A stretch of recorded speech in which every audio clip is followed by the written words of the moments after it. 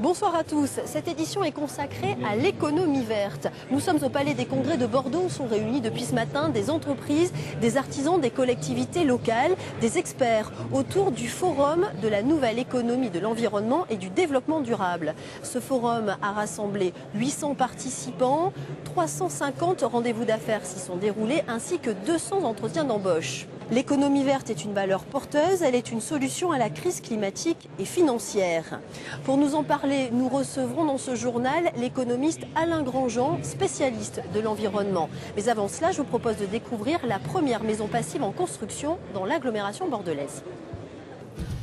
En parfait accord avec son environnement, cette maison passive, dite basse consommation, offrira toute l'année à ses futurs habitants une température ambiante très agréable et sans chauffage. Grâce à son orientation plein sud et à son isolation extérieure réalisée avec des panneaux en fibre de bois 100% naturels.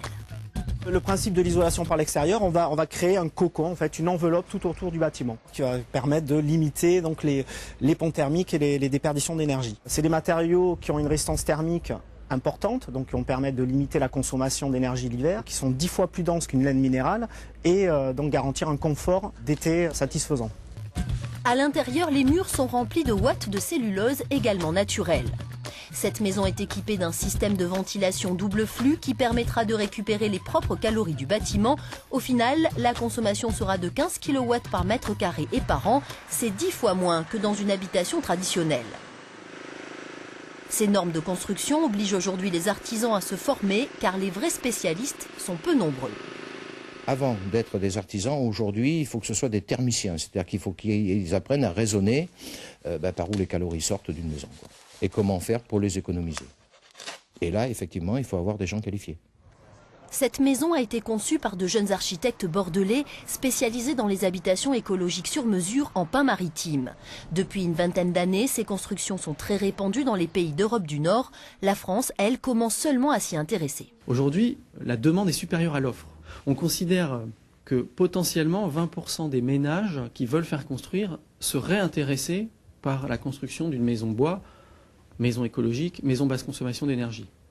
Aujourd'hui, quand on regarde la réalité, le marché de la maison bois en France, c'est 7% du marché.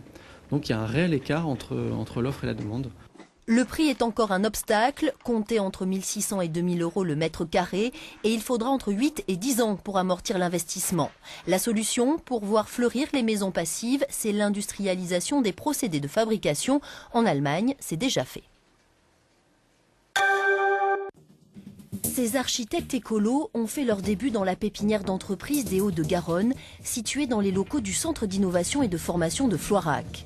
Chargée de dynamiser l'économie de la rive droite, cette structure s'est spécialisée dans l'éco-construction il y a 3 ans.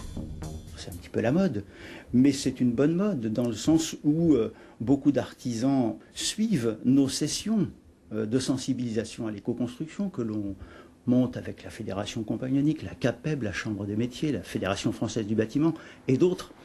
Donc ils s'y intéressent pour eux aussi se mettre dans ce mouvement du développement durable. Une aubaine pour ce chef d'entreprise qui se lance dans la gestion et la récupération des eaux pluviales. En gardant le même confort, on va pouvoir utiliser donc ces eaux pluviales, puisqu'on va pouvoir alimenter des sanitaires, le lave-linge. Donc on va pouvoir générer vraiment une vraie économie et aller jusqu'à au moins 50% d'économie sur sa facture d'eau.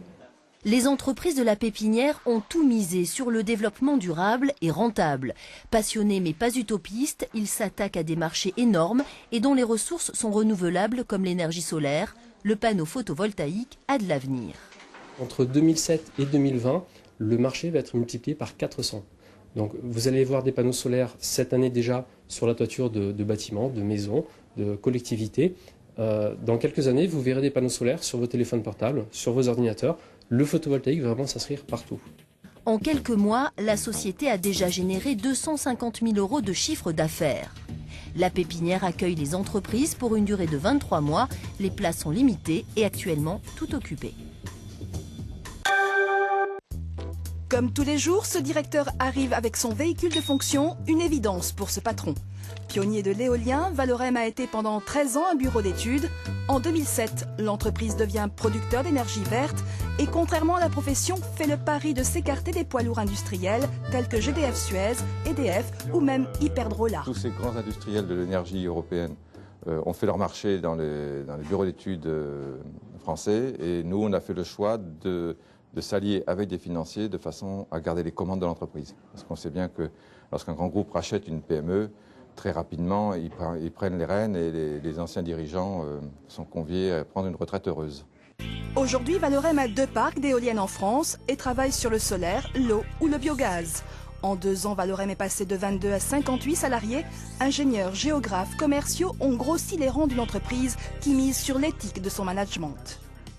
Les salariés sont au courant de pratiquement tout ce qui se passe dans la société. Certains sont actionnaires d'ailleurs, soit directement, soit par l'intermédiaire d'une holding salariée qui a été créée et donc dans laquelle participent une 40aine de salariés. Et donc effectivement, on joue la transparence et on joue l'esprit d'équipe et c'est ce qui permet de gagner en fait. C'est ce que l'on pourrait appeler une entreprise qui a le vent en poupe. Nous sommes de retour au Palais des Congrès de Bordeaux. À mes côtés, Alain Grandjean, bonjour. Bonjour. Vous êtes économiste et auteur de plusieurs livres sur l'environnement, dont C'est maintenant 3 ans pour sauver le monde. Alors, est-ce que l'économie verte peut-elle nous sauver de la crise climatique et financière? Alors, l'économie verte, c'est une solution indispensable pour la crise climatique et énergétique qui arrive. Et c'est une bonne voie de solution pour sortir de la crise économique actuelle. Parce qu'elle va créer beaucoup d'emplois et qu'elle va mobiliser les filières professionnelles et les entrepreneurs. Et c'est maintenant ou jamais qu'il faut prendre, on est à la croisée des chemins. On est à la croisée des chemins, on a quelques années pour faire une transition de modèle économique, de passer à un nouveau modèle beaucoup plus durable. Et c'est aujourd'hui que ça se passe. Vous voyez bien que M. Obama, le président des États-Unis, c'est maintenant qu'il lance son grand projet. Mais est-ce que la France est prête? La France est en train de se préparer. Le Grenelle de l'environnement a permis un démarrage et maintenant on doit lancer l'ensemble des opérations, notamment pour prendre un exemple concret, dans le domaine de la rénovation thermique du bâtiment. Il y a des choses qui ont avancé, maintenant il faut passer la surmultiplier. C'est-à-dire, mais comment faire? Parce qu'on s'aperçoit qu'il y a des volontés, que les mentalités changent, mais on a encore beaucoup de retard par rapport à l'Allemagne, par rapport à des pays C'est une d'Europe du Nord. opportunité ce retard. C'est donc quelque chose qui va nous permettre d'avancer. On a beaucoup de logements à rénover, on a des filières professionnelles qui sont en train de s'organiser, il y a des instituts qui sont en train de se créer et tous ces gens-là sont en train de se mettre en mouvement. Le gouvernement a mis en place des incitations fiscales. Donc ça y est, c'est parti. Maintenant, il faut accélérer, passer à la vitesse supérieure. Merci d'avoir Merci répondu à nos beaucoup. questions. Le Conseil général a voté cet après-midi en séance plénière le taux de la fiscalité 2009. Une hausse de 1% pour le taux de la taxe d'habitation et de 1,5% pour celui de la taxe professionnelle. Le département se trouve aujourd'hui dans une situation économique compliquée. Ses revenus baissent avec le ralentissement du marché immobilier. D'autre part, le transfert de compétences de l'État mal compensé augmente ses charges. Pour 2009, le produit fiscal sera de 478 millions d'euros. C'est la première fois qu'un footballeur japonais foule la pelouse de la mairie de Bordeaux. Masato Yoshihara joue dans l'équipe nationale du Japon des moins de 18 ans. Il compte devenir professionnel et il vient de terminer son stage de 3 semaines aux Girondins de Bordeaux. Il repartait ce soir à Fukuoka, ville jumelée avec Bordeaux, ce qui explique sa présence dans notre ville. Cette édition est terminée. À suivre la météo et votre journal régional. On se quitte en musique avec le groupe de rock bordelais Rendez-vous qui sera ce soir au Satindol à l'occasion de son premier album Stolen Memories. Très bonne soirée et à demain.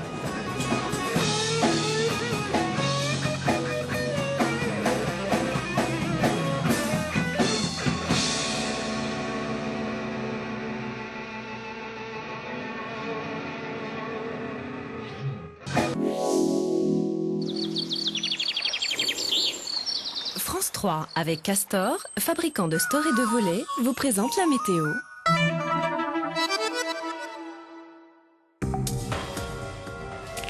Le début de matinée sera très nuageux à couvert demain en Gironde avec encore quelques pluies qui finiront par s'évacuer vers le sud. Au lever du jour, il fera de 8 degrés à Langon, à 10 degrés au mieux à Arcachon. L'après-midi, un régime de traîne s'installera sur le département sous un ciel variable avec alternance d'éclaircies et de passages nuageux accompagnés d'averses éparses. Les maximales iront de 14 degrés à Bordeaux et l'Espard, à 15 degrés au mieux à Langon. Demain, vendredi 27 mars, c'est la Saint-Habib. Nous gagnerons 4 minutes de soleil. Excellente soirée sur France 3.